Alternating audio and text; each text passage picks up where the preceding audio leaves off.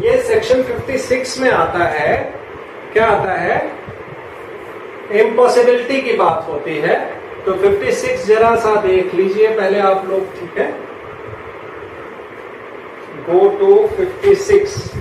ये अलग हेडिंग हो गई, डिस्चार्ज बाय क्या इम्पॉसिबिलिटी, क्या लिखा है इन्होंने,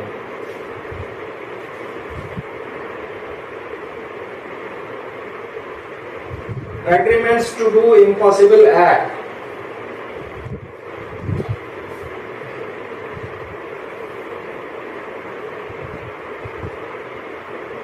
Agreements to do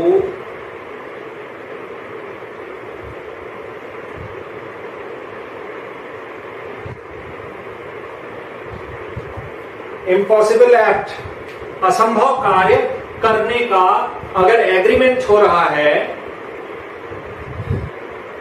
करार हो रहा है, तो क्या होगा। पहले भी आप पढ़ चुके हैं, असंभव कार्य करने का करार शून्य होता है, ठीक। लेकिन स्थितियां दो हो सकती हैं। पहली, अभी दिया है, प्रोविजन में दिया है, पहली क्या है, N act impossible in itself, an act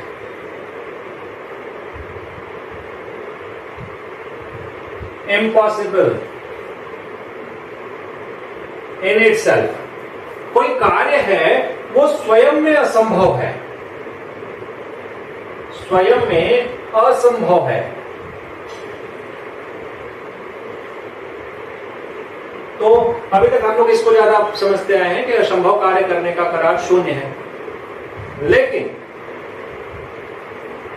दूसरा क्या है, इट आफ्टरवर्ड्स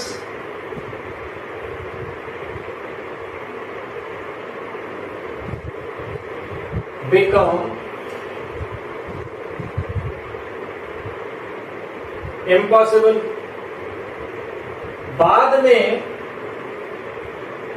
असंभव हो गया या हो गया या हो जाता है, दो बातें आती हैं। N act impossible in itself, दूसरा नहीं, आफ्टरवर्ड्स बिकम इम्पॉसिबल, ठीक। तो इसी का प्रोविजन दिया गया है कि when the performance of the contract becomes impossible, the purpose which the parties have in mind is frustrated. भाई एक उद्देश्य को लेके कोई संविदा की गई होती है और अगर वो इम्पॉसिबल हो जाए तो उससे क्या होगा, जो एक इंटेंशन होता है, उद्देश्य होता है, आशय होता है किस चीज का, संविदा करने का, तो वो क्या होगा, फ्रस्ट्रेट हो जाएगा। फ्रस्ट्रेट माने वैसे तो होता है कुंठित होना, कुंठित होना माने समाप्त होना, आप समझ लीजिए कि वो हो नहीं पाएगा, ठीक। तो इस चीज को क्या कहा जाता है, इसमें लाते हैं डॉक्ट्रिन ऑफ फ्रस्ट्रेशन। तो ये जो दूसरी बात आएगी ना, ये वाली बात आएगी यहां से, अगर इट बिकम्स इम्पॉसिबल आफ्टरवर्ड्स, अगर बाद में ये होता है तब ये डॉक्ट्रिन ऑफ फ्रस्ट्रेशन का मामला कहीं ना कहीं से उत्पन्न होता है। 56 पढ़ते हैं, शुरू करते हैं। Agreements to do impossible act, an agreement to do an act impossible in itself is wide.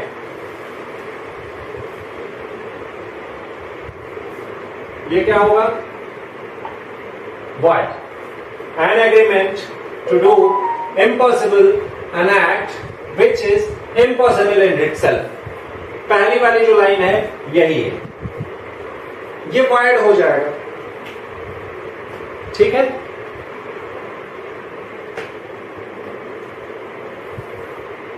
आगे देखिए दूसरा क्या कह रहा है, contract to do act afterwards becoming impossible or unlawful। ये जो लाइन कही, afterwards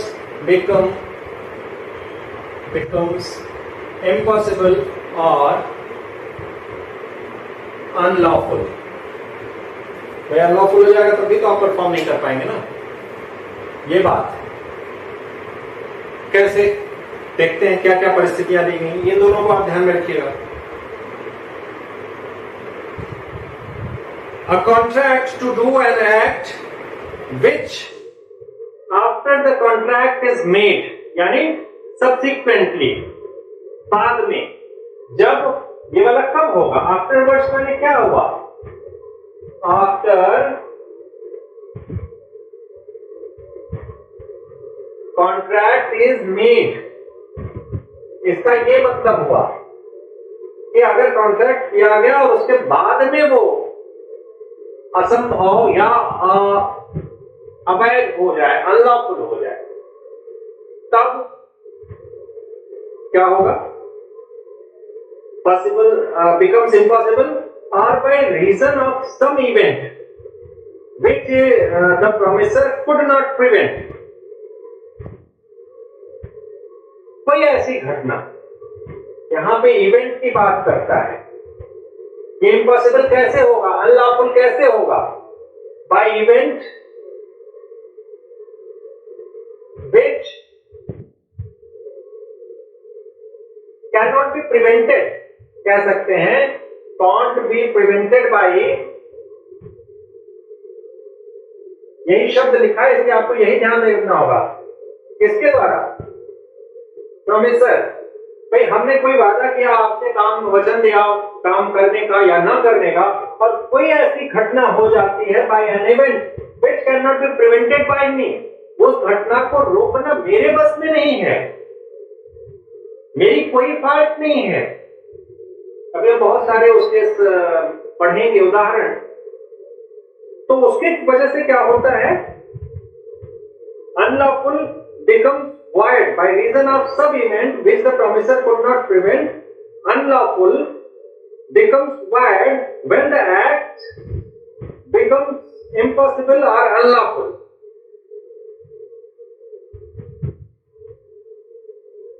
अब ये क्या हुआ, इस घटना के कारण क्या हुआ, जो शब्द लिखे हैं उनको थोड़ा कंफ्यूज मत होइएगा, इस घटना के कारण कोई जो वचन है जो परफॉर्म किया जाना है वो अनलॉफुल हो जाता है,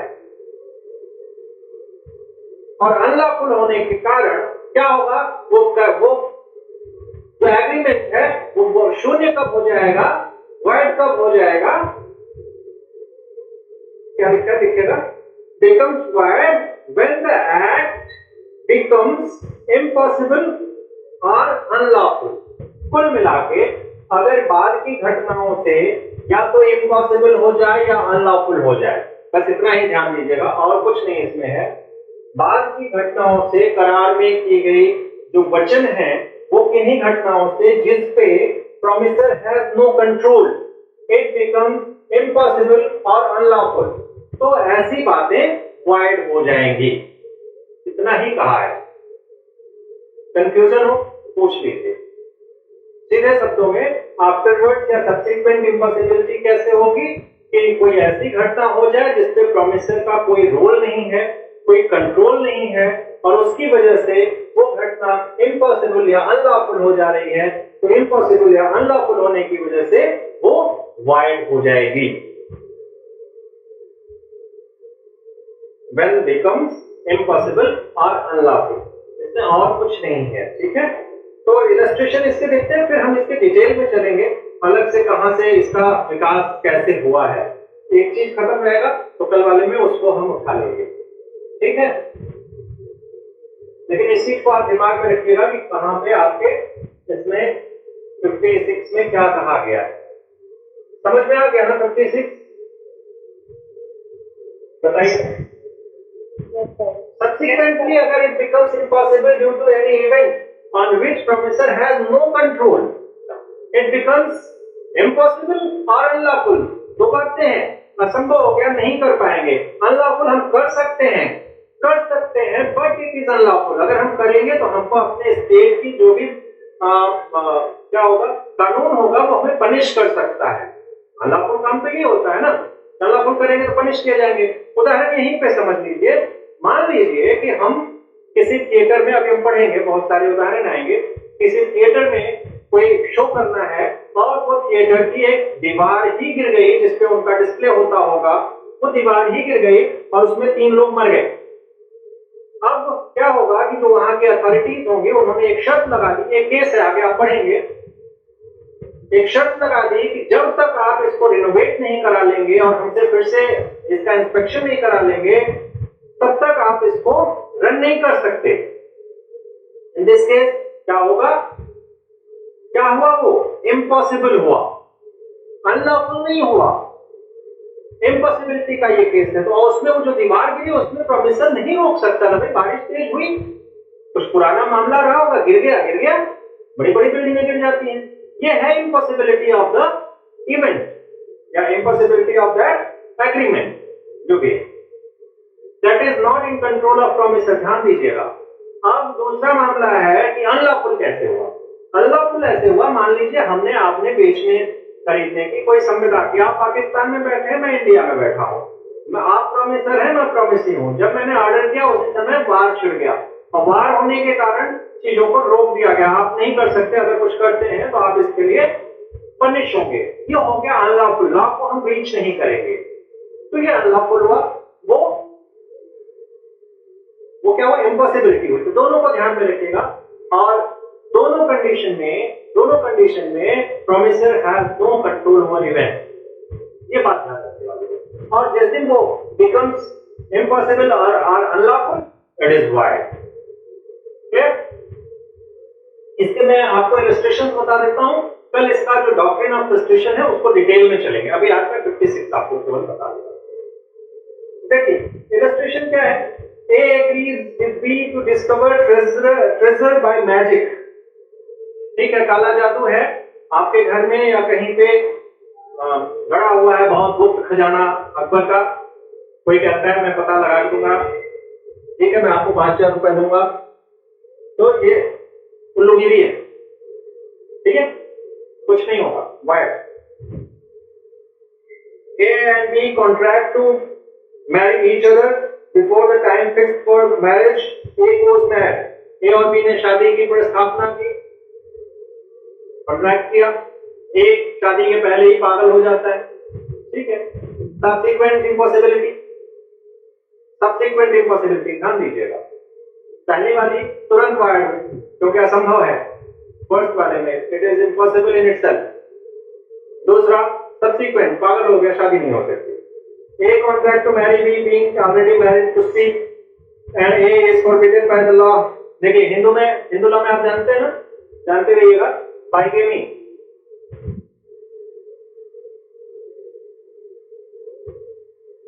आईपीसी में भी आपके अपराध है। बी विवाह,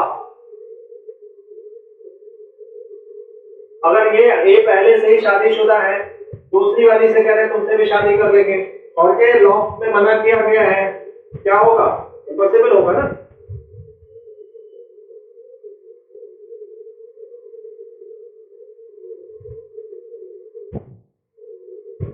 अब क्या होगा इसमें, अगर मान लीजिए कि जिससे वादा किया है उसको कोई लॉस होता है, वो बहुत इस तरह से लॉस हो सकता है, सामाजिक प्रतिष्ठा, समय का नुकसान, बहुत सारी चीजों का, तो उसमें वो उसको डैमेजेस के लिए सू करेगा, चलेगा, कोई दिक्कत नहीं।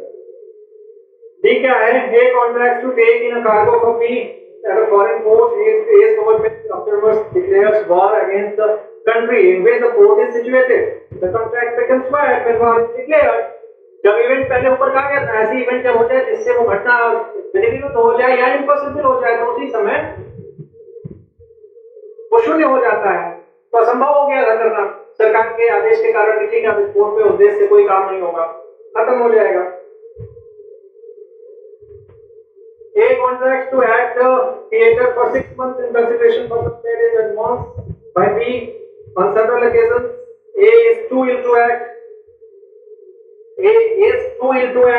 अभी तक क्या था कि अपने मन से नहीं आती थी गायिका गाने, यहाँ पे इतना बीमार है वो नहीं कर सकता। Too ill to act, ठीक है। Subsequent impossibility, आदमी मर रहा है, कोरोना हो गया तो गाने थोड़े ही जाएगा। तो यहां तक 56 के प्रोविजन है, इनको ध्यान में रखेंगे। इसके आधार पे हम अगली क्लास में, कल ही हम ले लेंगे क्लास, अगर आपको कोई आपत्ति ना हो तो फ्रस्ट्रेशन कल खत्म कर दें। कल 8 बजे से क्लास रहेगी, और अगले क्लास में हम लोग फ्रस्ट्रेशन, डॉक्ट्रिन ऑफ फ्रस्ट्रेशन को पुराने केसेस से लेके बात कर रही होगी, कहां से उसकी उत्पत्ति हुई, कैसे हुआ, उसको कल हम लोग खत्म करते हैं। ठीक है।